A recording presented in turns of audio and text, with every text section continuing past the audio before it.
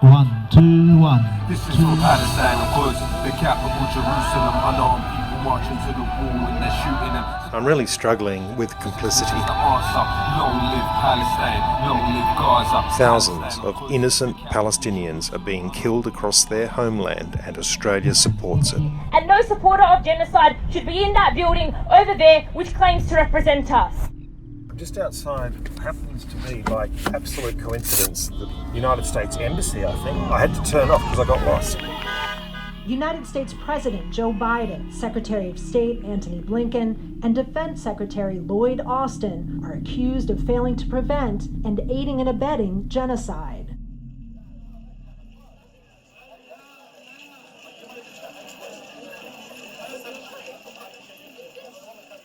It's a ground invasion. And the media is not talking about this. The media is not covering this because there's no media there.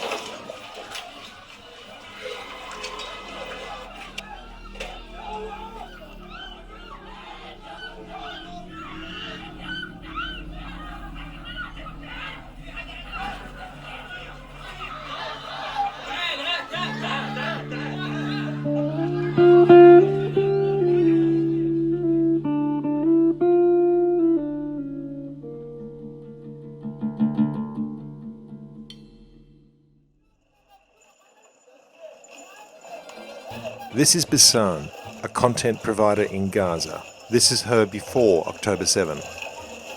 And this is Motaz, another content provider before the invasion on Gaza.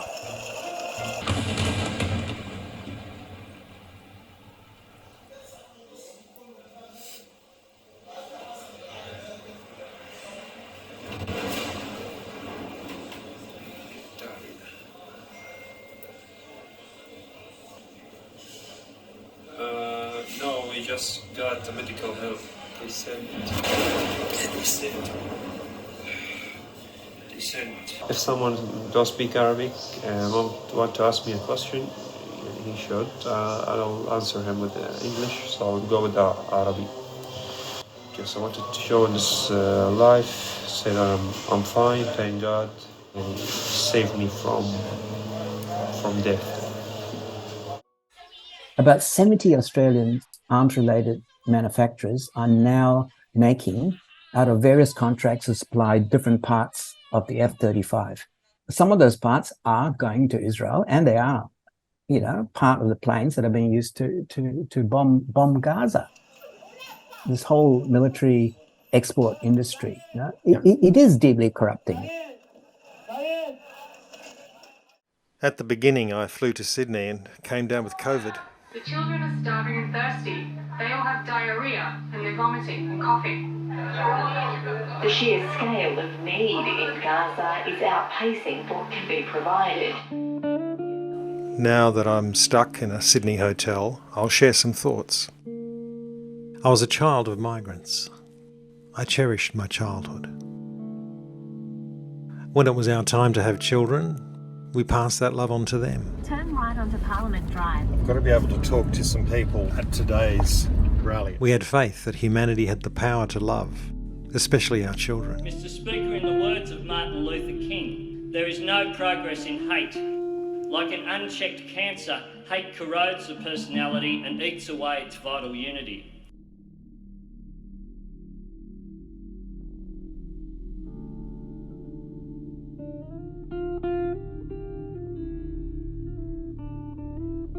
We knew this was going to happen. I remember in the aftermath of October 7, the conversation moved very quickly from Israel has the right to defend itself to how long will that window stay open? אין חשמל, אין מזון, אין מים, אין דלק.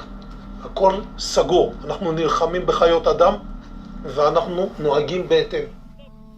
You are there when the person sheds their tears and the heart bleeds. Calm the hearts of the children of Palestine. I keep on reminding everyone what I said before. Half of the Palestinian population under martial rule is made of children.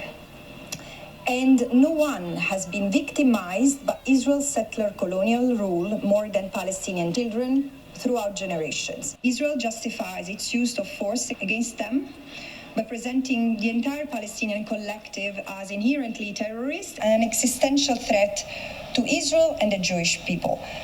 This is not only incredibly dehumanizing and racist, it also unchilds the children, taking away the lightness of childhood and robbing them of their future.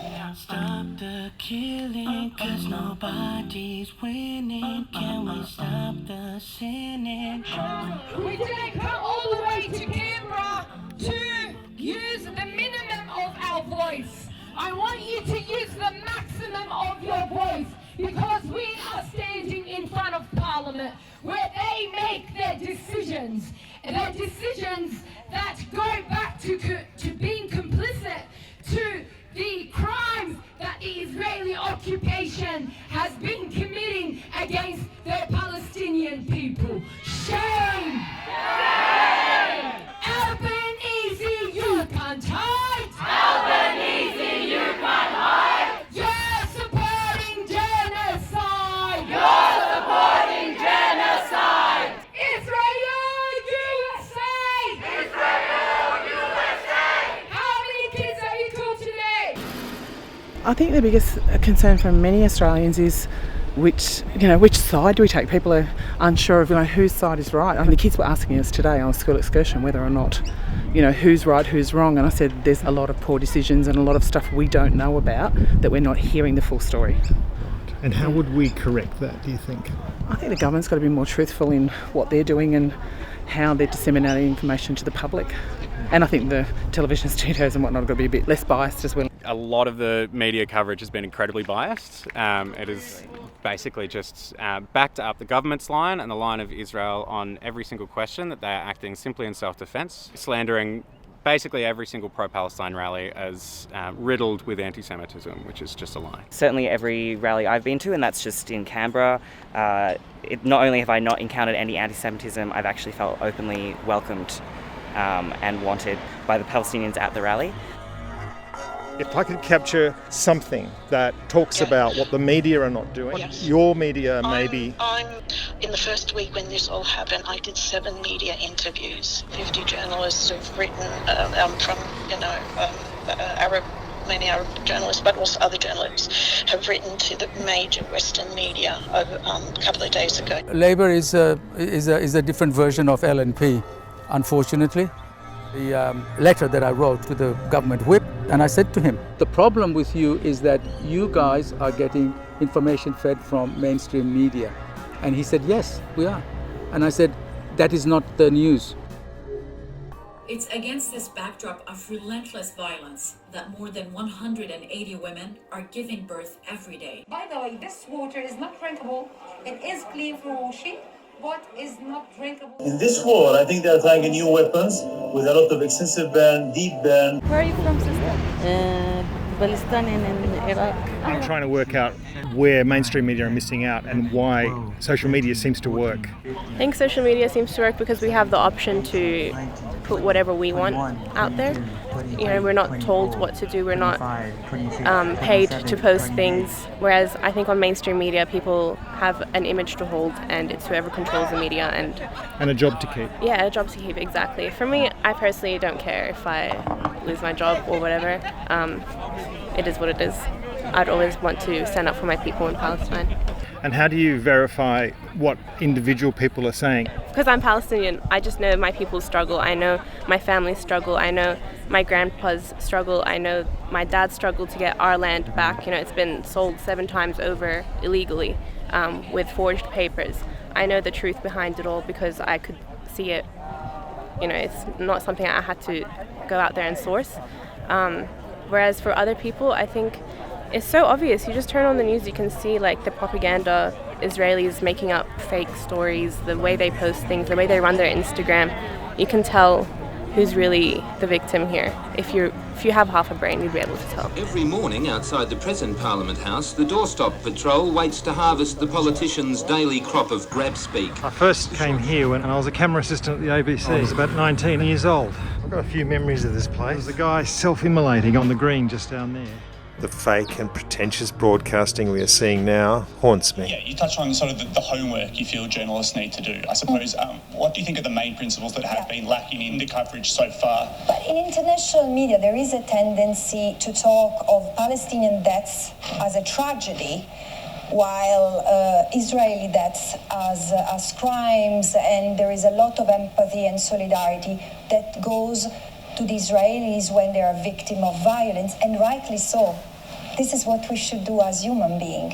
But then this is lacking on the side of the Palestinians. Why are we even bothering to have a seat at the table and bothering to share our voices when no one's actually listening to anything that we have to say, and then continue, to misinterpret, misconstrue, or misuse the words that we do share? And, it's putting us in a position where, you're damned if you do, damned if you don't. To the sea! From the river to the sea! Palestine will be free! There's a huge pressure to self-censor, not to speak about certain things.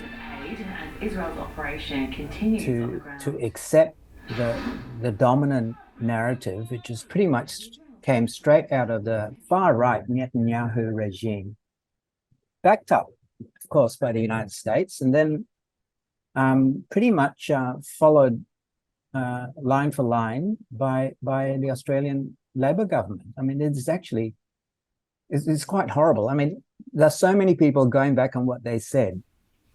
The creation of the State of Israel in 1948 and subsequent events have produced up to 3.8 million Palestinian refugees to date. Israelis continue to demonise all Palestinians as terrorists. Palestinians experience Israelis as occupiers and employers of cheap labour, interrogators and jailers.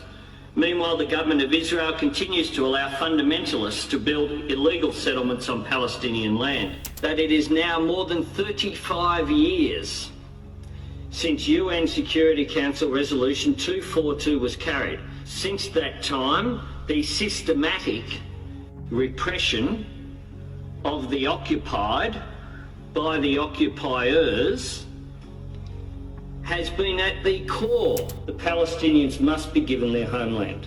The occupation of Gaza, the West Bank and East Jerusalem by the Israelis has created generations of oppressed people. I left my homeland because life under occupation isn't like any other life. Life under occupation means facing checkpoints. It means being separated from your family as a result of an apartheid system. But it doesn't mean if I am on this land that I will forget my people. We are scattered all around the world, but we haven't slept. I've often been mistaken to be a journalist when I'm filming, and I'm very quick to correct them and say, no, I'm a filmmaker, which is very different. I'm at my table and I've got to tuck into some really, really nice food and nice wine after I was just introduced to a lady from Perth who lost her family in Palestine. So how am I supposed to eat this? The thing you always strive for in journalism is the truth. It's difficult in the fog of war, and I suppose the other thing that you alluded to earlier was proportionality, which feels impossible to judge sometimes because we don't know what the alleged target was and how many civilians might have been nearby in many circumstances.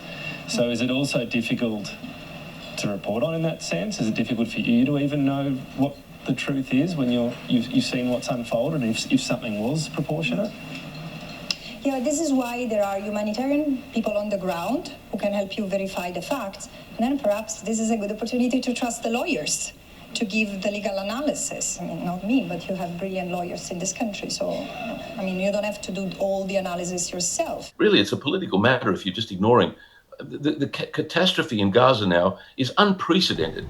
I'm one of many Jews here, and as Salah said, around the world, who are distressed and shamed by what Israel is doing in our name. In cities around the world, as Salah said, in New York at the Statue of Liberty and in Grand Central Station, There have been huge crowds of Jews chanting, "Not in our name," and I'm proud to stand with them and with you in solidarity with the Palestinian people. Experts like Craig Mokhiber, who resigned from the United Nations, and an Israeli academic, Raz Siegel, they're describing the situation there now as technically having crossed the threshold into a textbook case of genocide. Australian media is just like disgraceful that they, that they're just like complicit in all this and haven't really done much proper reporting on any of it, and like for a lot of people I think it's shown what the ABC is, which is like a state broadcaster, so it represents the state interests, and even the ones that call themselves progressive, it's just like, a great indictment on that. Look, this guy's crazy.